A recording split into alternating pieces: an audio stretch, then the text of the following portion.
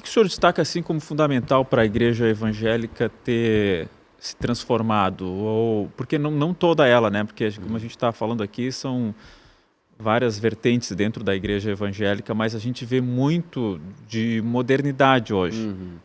Até sempre comparação com a igreja católica que se faz. Onde que isso aconteceu, em que momento e qual é o futuro disso? É continuar se modernizando mesmo? Sim. Eu entendo que sim, porque quando eu falei no início que um dos fatores é o teor da mensagem, é porque, por exemplo, nós entendemos que tudo o que fazemos deve ser para a glória de Deus e que o que é feito deve ser feito com extrema excelência.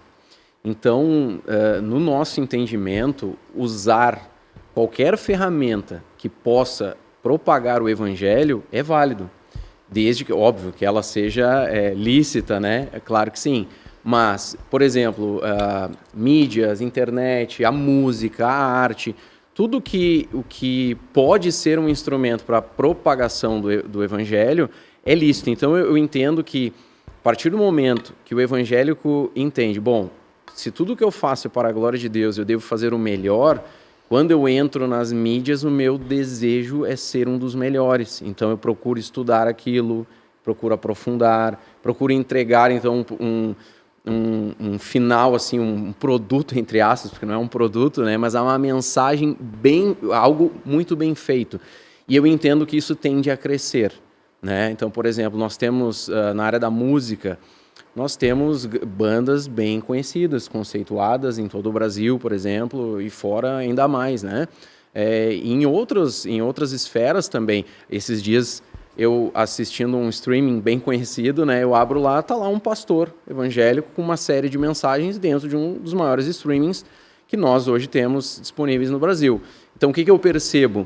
Né, que o evangélico ele tem esse entendimento que eu devo utilizar todas estas ferramentas. Isso acaba trazendo modernidade, né? Antigamente o que se usava nos cultos, eu lembro quando eu era criança, aqueles mimeógrafos, aqueles de slides, né, que se trocavam. Sim. Depois isso se transformou ali num projetor. Hoje se usa um telão de LED, né, luzes, fumaça, etc. Isso, tem uma cara mais de show mesmo, uma cara de show. E não só isso, em alguns cultos, se vocês tiverem a oportunidade de participar, vocês vão ver uma equipe parecida com o que a gente está vendo aqui. Pessoas com fone de ouvido, dizendo o horário que cada coisa começa, quem entra, quem sai, entrando vídeos, sabe? Há uma organização nesse sentido.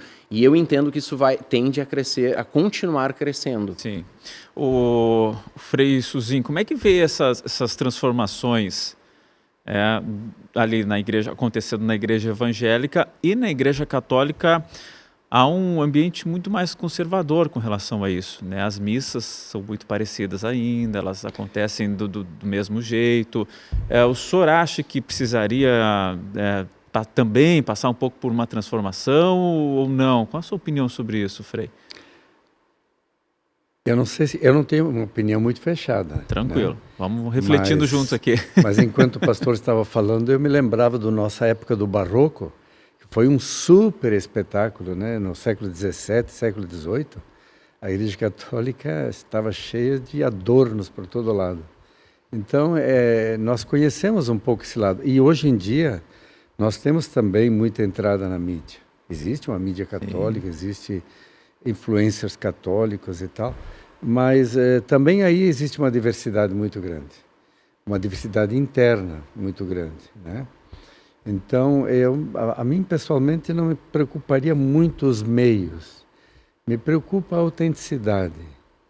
Não pode ser algo forçado, assim, tem que ser algo... A autenticidade de ser cristão, de ter uma tradição.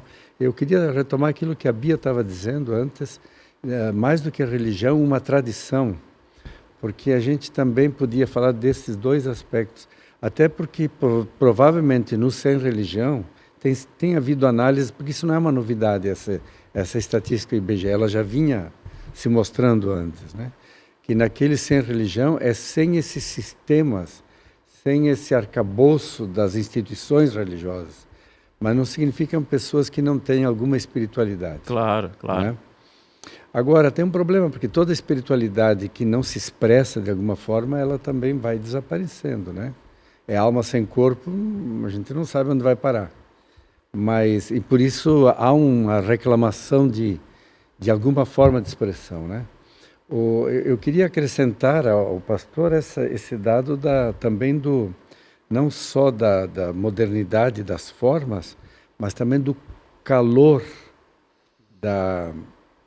do calor humano, da convicção, do testemunho que passa.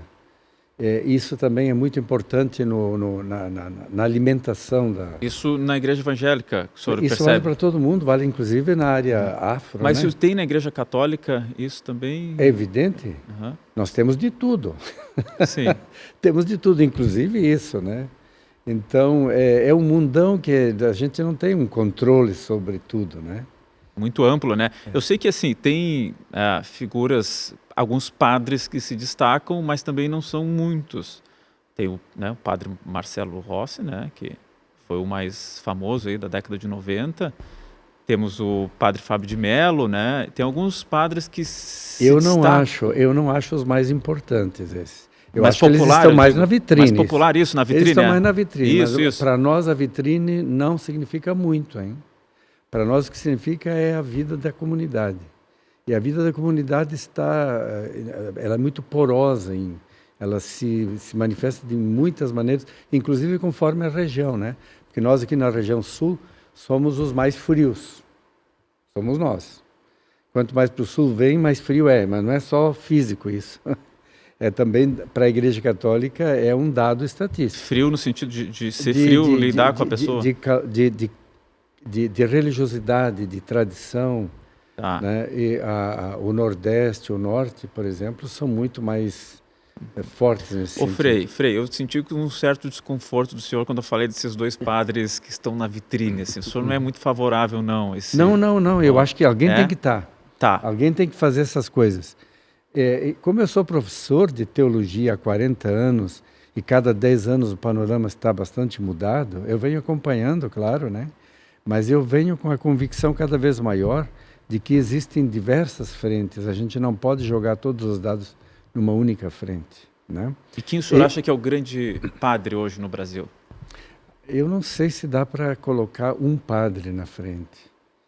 É muito difícil, porque você coloca de uma certa direção, você encontra um padre Lancelotti, por exemplo. Também está na mídia, mas está na mídia por outras razões. Sim. Né? E aí você encontra o Marcelo, o Marcelo Rossi, ou então o Fábio de Mello. Tá, e aqui no Rio Grande do Sul, quem é o padre que está se destacando hoje?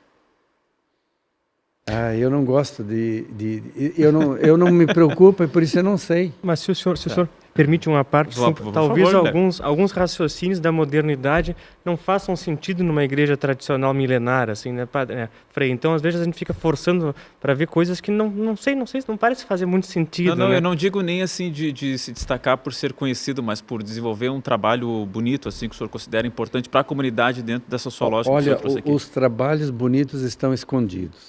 Nós estávamos falando do irmão Antônio Tchequim, por exemplo, que aqui em Porto Alegre, né, a Bia pode falar melhor do que eu, foi um homem maravilhoso do ponto de vista do evangelho, mas ele não é conhecido assim não, mas nem seria por ser conhecido, mas quem o senhor considera assim que faz um bom trabalho, esse era o destaque mesmo, né? Sim.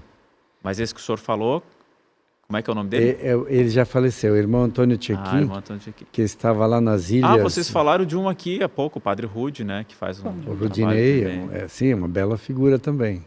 Mas acontece que a gente está disseminado assim, né? Então, a Porto Alegre a Arquidiocese de Porto Alegre tem 200 paróquias, cada paróquia tem 1 ou 2 padres. É muito, né? É bastante.